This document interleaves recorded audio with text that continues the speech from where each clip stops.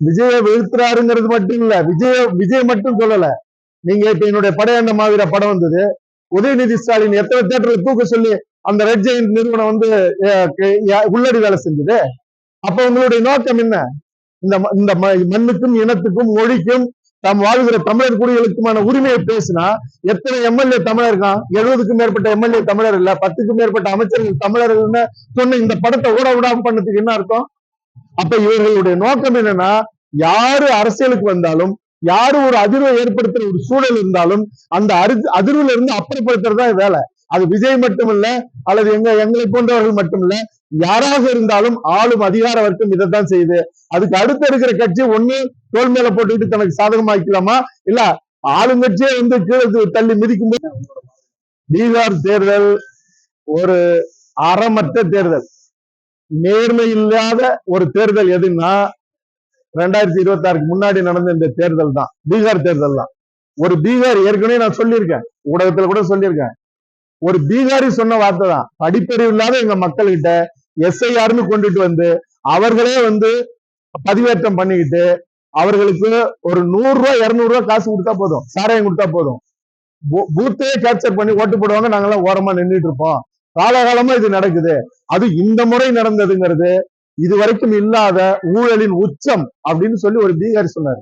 அதனால ஒரு பீகாரியுடைய வாக்குமூலத்தையும் நான் வந்து வழிமொழிகிறேன். ஏன்னா தொடர்ந்து ஆள்ற ஒரு அரசாங்கத்தின் மேல மக்களுக்கு ஒரு பெரிய வெறுப்பு இருக்கும். அந்த வெறுப்பே இல்லாத இந்த அளவுக்கு வெற்றின்னா அது இதுக்குள்ள இருக்கிற அந்த அந்த அறமற்ற ஒரு அரசியல் இருக்குல்ல, அதுதான். அப்படி நீங்க பாக்குற மாதிரி இருந்தா அப்ப வந்து காங்கிரஸ் வந்து அங்க இருக்கிற ஒரு கட்சி முன்னிலையான இவங்க எல்லாருமே வந்து இருக்காங்க, அவங்க எல்லாம் அந்த டைம்ல வந்து எதிர்க்கல. எல்லாருமே எதிர்ப்பு தெரிவிச்சிருக்காங்க. சமீபத்தில் அகிலேஷ் யாதவ் கூட ஒரு ரொம்ப கடுமையா தன்னுடைய கருத்தை சொல்லியிருக்காரு. அதனால இது வந்து நீங்க வந்து தேர்தல் ஆணையத்தை கையில வச்சுக்கிறது, ஓட்டு மெஷினை கையில வச்சுக்கிறது, அதிகாரத்தை கையில வச்சிருக்கிறது, இது எல்லாத்தையும் வச்சுக்கிட்டு இன்னைக்கு வந்து பீகார்ல மட்டும் இல்ல, வட மாநிலங்கள் முழுக்க இதுதான் நடக்குது. தமிழ்நாட்டுல அவர்கள் கொஞ்சம் கொஞ்சமா முன்னேறி வந்துட்டு இருக்காங்க. அந்த முன்னேற்றத்தின் தொடர்ச்சியாக இங்க இருக்கிற கட்சிகளை கைப்பற்றி இன்னைக்கு நாளைக்கு எதிர்காலத்தில் வந்து இந்த மண்ணை ஆள்றதுக்கு அந்த அதிகார அடக்குமுறை எவ்வளவு தூரம் கையில் இருக்கணுமோ அத்தனையும் எடுக்க போறாங்க.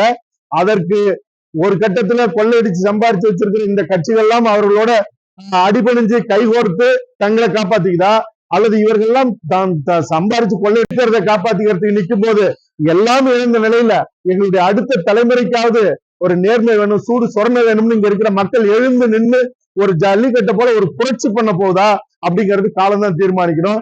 யாரு வேடிக்கை பார்த்தாலும் நாங்கள் வேடிக்கை பார்க்க மாட்டோம். 2026 சட்டமன்ற தேர்தல்ல உங்களோட கட்சியோட நிலைப்பாடு எப்படி இருக்கும்?